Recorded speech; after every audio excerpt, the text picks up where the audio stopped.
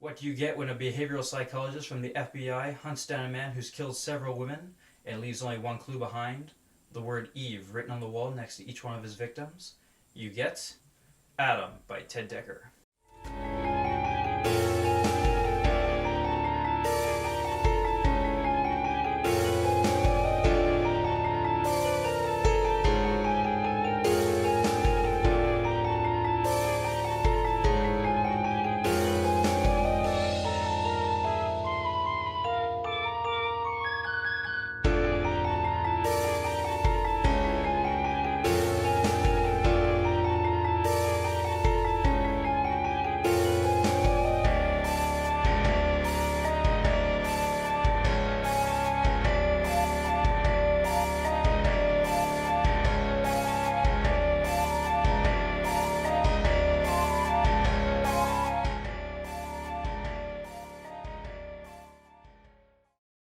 This book was published in 2008 and is the story of Special Agent David Clark and his search for the masked killer known as Eve, a killer who only strikes every once in a new moon.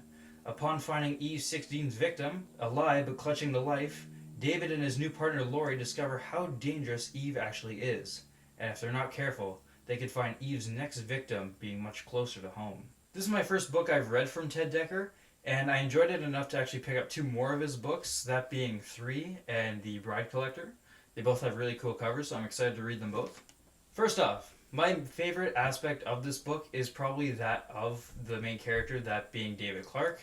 I just really loved his arrogance and his determination, and he reminded me a lot of the main character from Mindhunter, Holden Ford.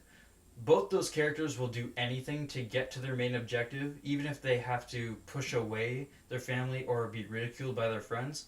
They'll just do anything to get to their main goal, and I thought that was really well portrayed in this novel. It's also very clear that this character is based off of John E. Douglas, who Holden Ford is also based off of in Mindhunter, John E. Douglas being the famous criminal profiler.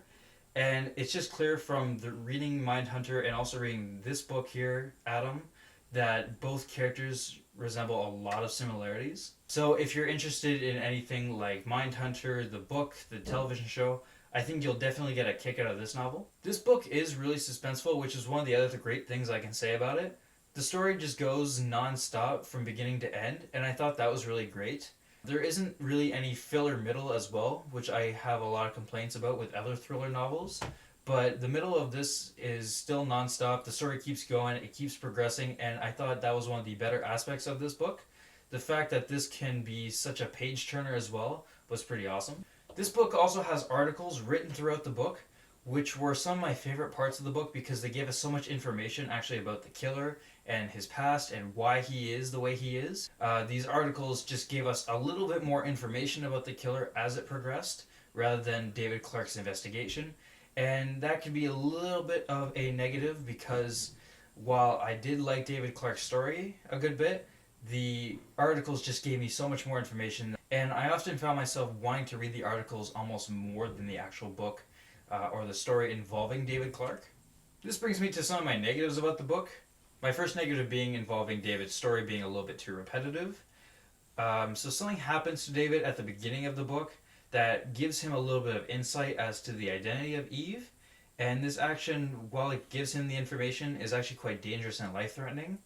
Though despite that, he tries to do it again, and again he fears the same concerns of possibly losing his life, but he decides he wants to do it anyway to get the information, and so he does, and then a little bit later on in the book he goes through the whole thing again. He wants to do the action again, so he goes to the same concerns as he did before to get a little bit more information, which he does, and then he goes forward. And I just thought that was a little bit too repetitive for my liking, and it kind of brought the story down for me a little bit. There's also a twist at the end, and even though I guessed the twist right away, it still doesn't really make sense. Yeah, and that kind of bugged me. In order for us to believe in the twist, we've got to believe that this character went through this entire novel without cluing in and kind of oblivious to everything going on. They could have easily, in my opinion, have looked at the evidence and looked at everything, and even what they were going through should have clued them into the ending. And for them to have gone throughout this entire book just not saying anything, like this book could have ended really early with them looking at the evidence and going, oh, Probably that. And it just feels weird. At the very end, this person does clue in, but it feels late, and I kept wondering why they didn't earlier. I thought maybe there could have been a reason as to why they didn't clue in earlier, but. And there somewhat is, but not really. Like, it's kind of not there. There's a line in the book that mentions why this person all of a sudden realizes, but there's so much other reasons you should have, or this person should have clued in before. And I feel like if they had, the story would have been much shorter.